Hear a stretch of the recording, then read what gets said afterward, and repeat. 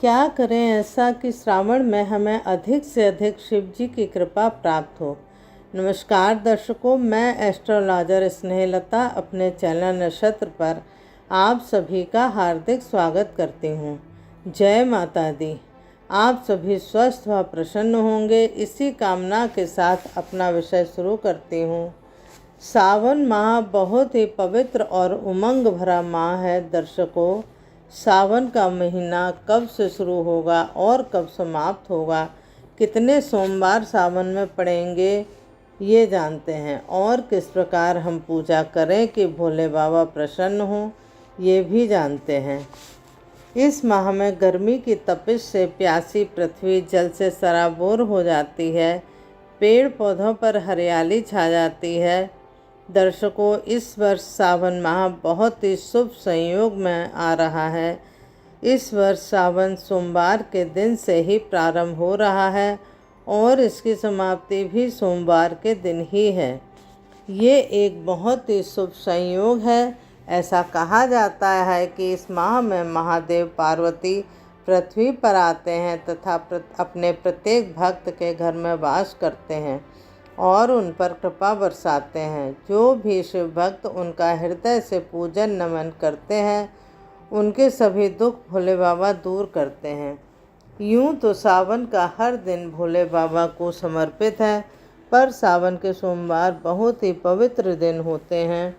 सोमवार के दिन सभी व्रतधारी अनेक प्रकार से भगवान शिव की पूजा करके भोलेनाथ से सभी मनोकामनाओं की पूर्ति के लिए कामना करते हैं। अब हम जानते हैं कि सावन में कितने सोमवार पड़ेंगे। सावन का पहला सोमवार 22 जुलाई सन 2024 को पड़ेगा, दूसरा सोमवार 29 जुलाई को होगा व तीसरा सोमवार 5 अगस्त को पड़ेगा। इसी प्रकार चौथा सोमवार व्रत 12 अगस्त को होगा तथा 19 अगस्त को पांचवा और अंतिम सोमवार होगा। इसी दिन रक्षाबंधन भी होगा और इसी के साथ श्रावण मास की समाप्ति होगी। इस प्रकार कुल 5 सोमवार इस वर्ष श्रावण मास में पड़ेंगे। महीने के प्रथम दिन व आखिरी दिन सोमवार पड़ने से यह मास बहुत ही पवित्र हो गया है। तो आइए जानते हैं क्या है सावन में भोलेनाथ की पूजा विधि। बाबा भोलेनाथ बहुत ही भोले हैं, थोड़ी सी पूजा से ही प्रसन्न हो जाते हैं। परंतु हम यदि जा सकते हैं तो हमें प्रतिदिन मंदिर जाना चाहिए, और यदि नहीं जा सकते हैं तो घर में पूजा कर सकते हैं। घर में यदि हमारे पास शिवलिंग है तो हम उसकी भी पूजा विधि विधान से कर सकते हैं, या फिर हम घर में प्रतिदिन मिट्टी का शिवलिंग बनाकर भी पूजा कर सकते हैं। शिवलिंग किसी वृक्ष के नीचे या गमले में भी बनाकर कर सकते हैं, परंतु वह गमला तुलसी का नहीं होना चाहिए। बेलपत्र का वृक्ष, शमी का वृक्ष, यदि कोई भी पौधे का गमला हो उसमें पार्थिव शिवलिंग भी बनाकर पूजा की जा सकती है और कुछ देर बाद उसका विसर्जन भी कर दिया जाता है। उसी में पूजा विधि, सर्वप्रथम शिवलिंग पर ओम नमः शिवाय का जाप करते हुए गंगा जल मिश्रित जल चढ़ाएं। उसके पश्चात पंचामृत, दूध, दही, शक्कर, शहद आदि से स्नान कराएं। यदि आपके पास गन्ने का रस आदि है तो उससे भी शिवजी का अभिषेक कर सकते हैं। उसके पश्चात पुनः गंगा जल मिश्रित जल से शिवजी को स्नान कराएं।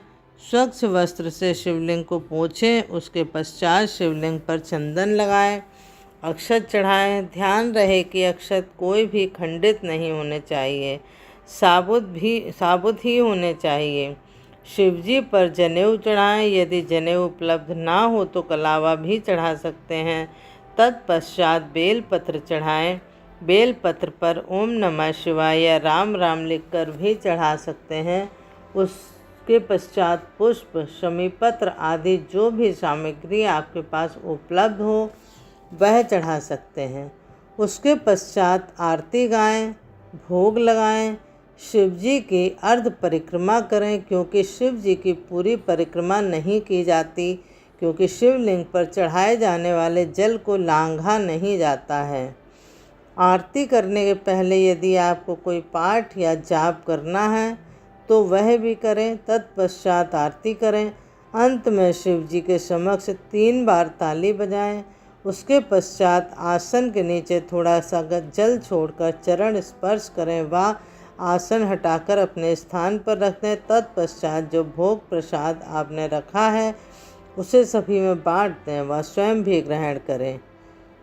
उसके पश्चात कुछ भक्त सावन का पूरे माह भी व्रत रखते हैं तथा कुछ सिर्फ सोमवार का व्रत करते हैं। जैसी भी भक्तों की श्रद्धा हो उसी प्रकार नियमों का पालन करना चाहिए।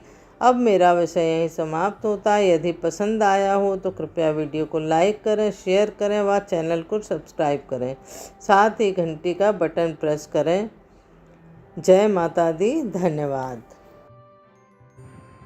अगर आप लोगों के कोई सवाल हो या समस्या हो या आप किसी विषय में जानकारी प्राप्त करना चाहते हैं तो कृपया कमेंट बॉक्स में लिखकर मुझे बताएं। मेरी पूरी कोशिश रहेगी कि मैं जल्द से जल्द आपके सवालों का जवाब दूं।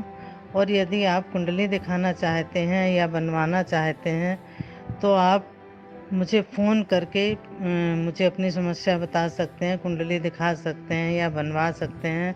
वो सशुल्क होगी। मेरे फ़ोन नंबर आपको व्हाट्सएप पे मिल जाएंगे।